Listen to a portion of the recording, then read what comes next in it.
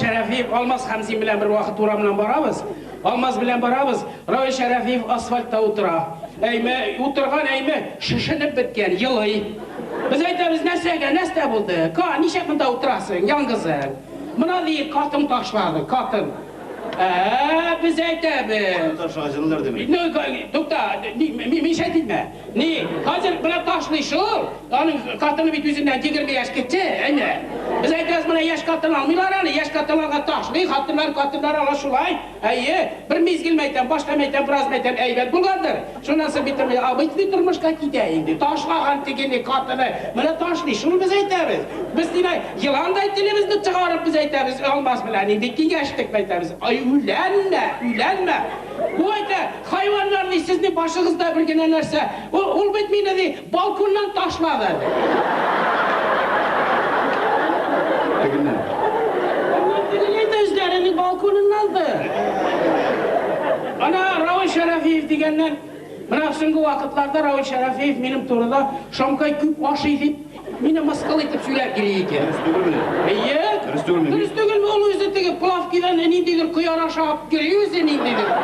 Ana narsalar so'ylab kelib, po'shli anekdotlar da. Narsaga ekanini bilasizmi? Kunnashi. Потому что meni figuram tur.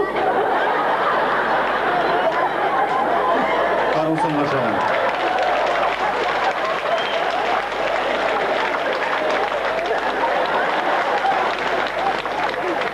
Jawaharlal Nehru. Jawaharlal'da.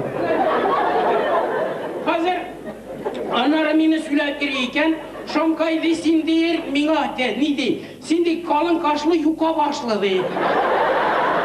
Kaş benim yüzü şunday. Dürüst mi dinle? Buna kaş benim şu şunday yüzü. Ben onu tarak bilen tegip nitme yılkıma. Sinan nerse çıkındır sirekletem. Ne?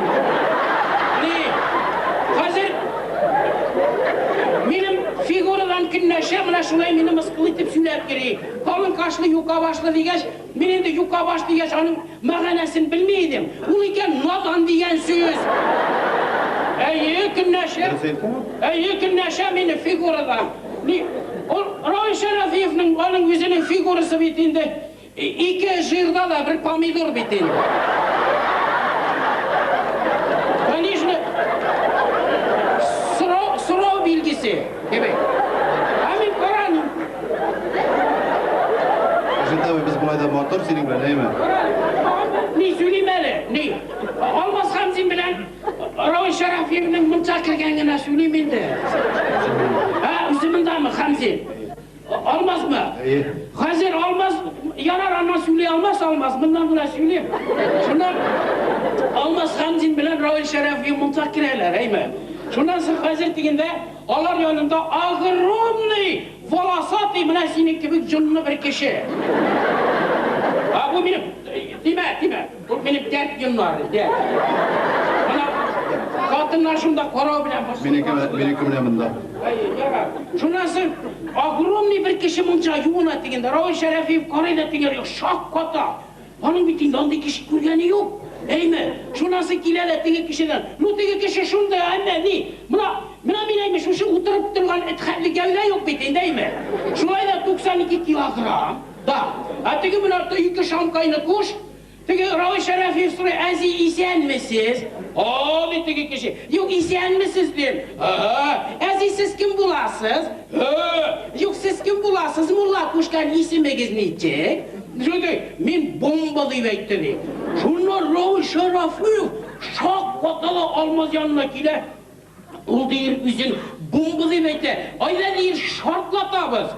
Şunlar Almaz dege jeli ölçep deyir 70 ölçege pek uzak karab turaturan adeti var. Almaz aytdi yok deyir bunu şartlatıp bulmay apasını deyir.